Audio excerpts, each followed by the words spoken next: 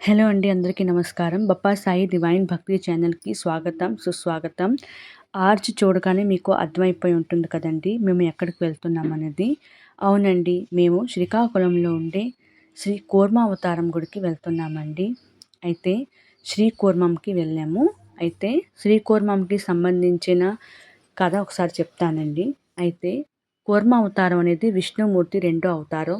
మొదటి అవతారం మత్స్యావతారం, రెండో అవతారము కూర్మావతారము. అయితే దీని వెనకాతల ఉండే కథ ఏంటి అంటే,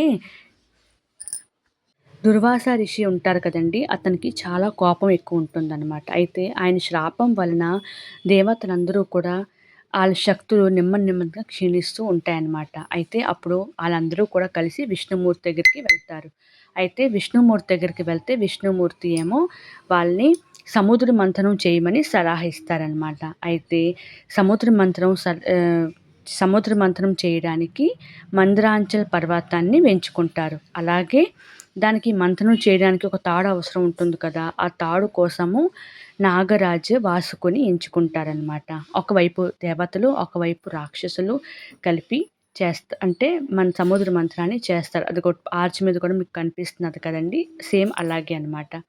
అయితే అప్పుడు ఏమవుతదంటే దాంట్లోని కిందని బేస్ ఆ పర్వతం అనేది కిందకి మునిగిపోతూ ఉంటుందనమాట. అయితే కిందకి మునిగిపోతూ ఉన్నప్పుడు సమయం అప్పుడు ఏమి జరుగుతదంటే విష్ణుమూర్తి ఏమో కూర్మావతారం అంటే కూర్మం అంటే ఏంటి అంటే తాబేలు. తాబేలు ఎలాగైతే పైన గట్టిగా ఉంటుందో అలాగా ఆ అవతారం పెద్ద కూర్మం అనమాట. అంటే పెద్ద తాబేలు అవతారం ఎత్తి ఆ తాబేలు మీద ఈ పర్వతాన్ని నిలబెడతారనమాట. సో, అక్కడ సముద్ర మంథనం అనేది జరుగుతుందనమాట. అయితే అందులోని 14 రత్నాలు బయటికి వస్తాయన్నమాట. ఆ 14 రత్నాల్లోని అమృతం కూడా ఉంటుంది. ఆ అమృతాన్ని దేవతలు సేవిస్తారు. అందులోని రాహుకేతువు కూడా వాళ్ళు కుట్ర చేసి తాగేస్తారనమాట. సో, అందుకే వాళ్ళకి కూడా అమరత్వం అనేది వస్తుంది. ఇదండి కూర్మావతారానికి సంబంధించిన స్టోరీ. అయితే ఇదిగోటండి మేమైతే గుడికొచ్చేసామనమాట. శ్రీ కూర్మ దేవాలయంకి. ఇక్కడ చూడండి బయట చాలా ఉన్నాయన్నమాట. అన్నీ కొనుక్కోవడానికి రకరకాలవి స్టోన్సు, దారాలు ఇంకా స్టార్టింగ్‌లోనే ఒక టిఫిన్ సెంటర్ కూడా ఉన్నాదండి. ఒకవేళ ఎవరికైనా ఆకలి గట్టా యేసినప్పుడు వాళ్ళు దేవాలయాన్ని దర్శించుకున్న తర్వాత అక్కడ టిఫిన్ చెయ్యొచ్చు. అయితే మేమైతే లోపలికి ఎంటర్ అయిపోయాము. ఇది స్టార్టింగ్ అనమాట ఎంట్రన్సు. చూడండి ఇక్కడ శ్రీ కూర్మ దేవాలయ స్థానం అని కూడా రాసున్నది.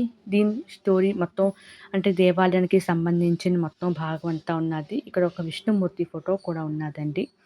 అలాగే ముందుకు వెళ్తే ఇక్కడ చైతన్య మహాప్రభు, ఇంకా ఆదిగురు శంకరాచార్య స్వామి వారు అందరి ఫోటోలు కూడా ఉన్నాయి. అయితే ఇలాగా ముందుకు వెళ్తూ ఇదిగో చూడండి ఇది అంతా కృష్ణుడికి సంబంధించిన శంఖం, చక్రం అవన్నీ అన్నమాట. ఇది చూడండి ఎంత అందంగా ఉన్నాదో. దాని తర్వాత ఇక్కడ ఏంటంటే కొన్ని కార్యక్రమాలు చేస్తూ ఉంటారు. అయితే ధనుర్మాసం నడుస్తున్నప్పుడు మేమెళ్ళామండి. అయితే ఆ ధనుర్మాసంకి సంబంధించిన కార్యక్రమాలన్నీ కూడా గోదాదేవి కళ్యాణము, ఇంకా అవన్నీ కూడా ఇక్కడ పూజలు గట్టా అవన్నీ ఇంకా ఉంటాయి కదా!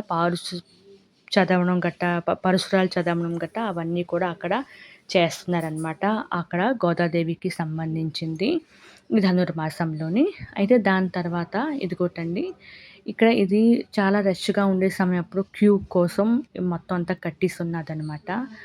అయితే ఇదిగోటండి ఇది మన గోపాలుడు విష్ణుమూర్తి రూపమే కదా! కృష్ణుడు కూడాని.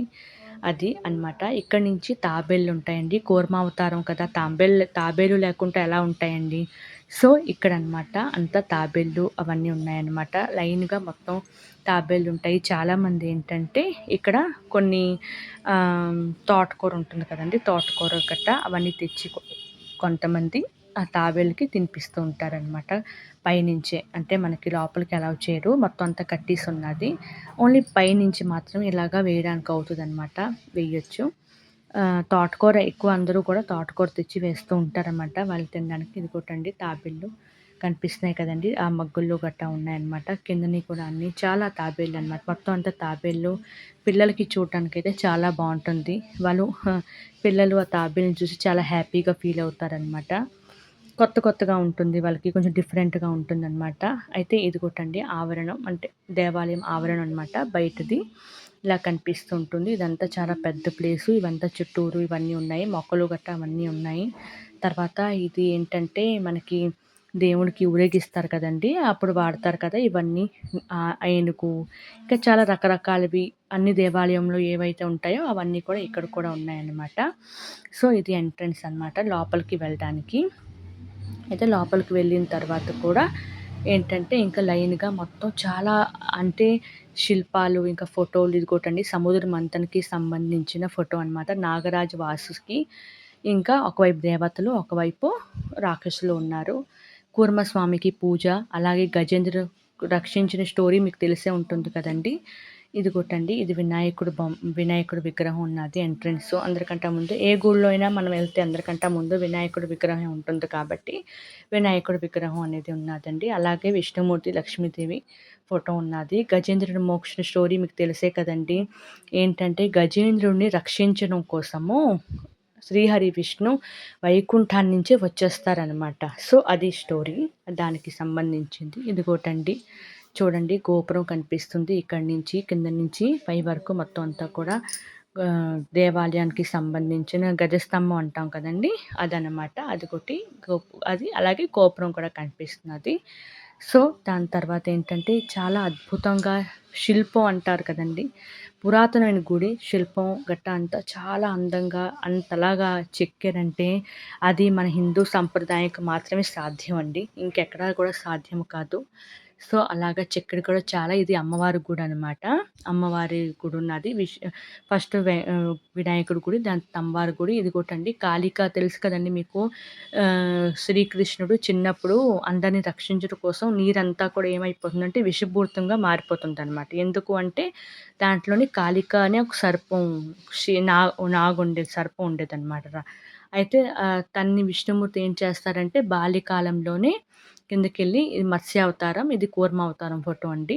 అయితే ఇదిగోటండి శాసనాలు పురాతన కాలంలోని శాసనాలుంటాయి కదా! అవన్నీ కూడా చక్కగా చెక్కేసి రాసున్నాయన్నమాట. మనకైతే అవి అద్దం కావు. చూడండి ఎంత అందంగా ఉన్నాయో శిల్పం మొత్తం అంతా ఎంత అందంగా చెక్కారో చూడండి. చాలా అద్భుతంగా ఉన్నాయి కదండీ! సో, ఇలాగుంటాయన్నమాట. ఇదే మన దేవాలయంలో ఉండే గొప్పతనం అండి. మన హిందూ సంప్రదాయంలో ఉండే దేవాలయంలో ఉండే గొప్పతనం. ఇలాగ ఎక్కడ ఏ కల్చర్‌లో కూడా ఉండదు. మన హిందూ సంప్రదాయంలో మాత్రమే ఉంటుంది. ఇదిగోటండి గుడి ఆవరణం అనమాట. బయట నుంచి ఇలా కనిపిస్తూ ఉంటుంది. అయితే కాళికా సర్పం ఉంటుంది కదండీ! విషపూరితంగా వాటర్‌ని మార్చేస్తూ ఉంటుందనమాట. అయితే అప్పుడేంటంటే ఈ బాలకృష్ణుడు కృష్ణుడు చిన్నప్పుడేననమాట. అయితే బాలకృష్ణుడు వెళ్ళిపోయి లోపలికి నదిలోకి వెళ్ళిపోయి ఆ కాళికాని, సర్పాన్ని ఒక ఆట ఆడించేస్తారనమాట. దాని తర్వాతేంటంటే ఇగోటండి ఇక్కడ హుండీ ఉన్నాది. లోపల ఇదిగోటి 4 స్తంభాలుంటాయి. ఇదిగోటండి ఇక్కడ కూడా ఇలా స్టార్టింగ్ ఎంట్రన్స్ ఇక్కడ స్వామివారున్నారు పూజ చేసుకుంటే. దాని తర్వాత ఇది మెయిన్ అనమాట. ఇక్కడి నుంచి గర్భగృహం స్టార్ట్ అవుతది. లోపల ఇంకొకటి ఉన్నది. ఇక్కడంతా కూడా రష్‌గా ఉన్నప్పుడు ఇదంతా మొత్తం అంతా కూడా నిండిపోతూ ఉంటుందనమాట. లైన్‌గా ఉంటుంది. అయితే నేను రాంగ్ లైన్‌లోకెళ్ళిపోయాననమాట. మళ్ళీ తిరిగి ఇంకో లైన్‌లోకి వెళ్ళాను. వెళ్ళిన తర్వాత ఇదిగోటండి ఇంకా లోపలైతే ఇంకా ఫోన్స్ అయితే అలౌ చేయరనమాట. కొంచెం దూరం వరకు నాకు ఎక్కడి వరకు వీలైందో నేను అక్కడి వరకు అయితే తప్పకుండా వీడియో తీశానండి. తర్వాత లోపల గర్భగృహానికెళ్ళినప్పుడు మాత్రం ఇదిగోటండి ఓం శ్రీ కూర్మనాథాయ నమః అని రాసున్నది.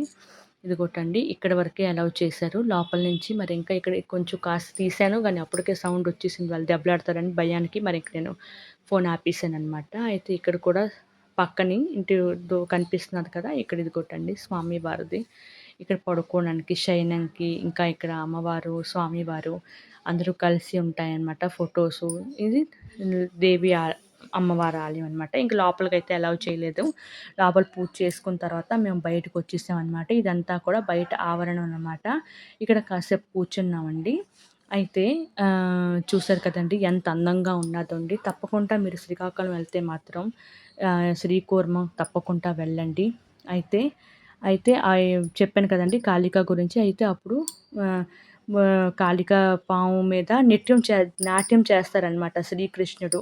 అలాగా ఆ కాళిక పాముకి, సర్పానికి బుద్ధి చెప్తారండి. దానికి సంబంధించిన ఫోటో అనమాట అక్కడ. అయితే ఇక్కడ ఇదున్నదండి, ఏరున్నదండి.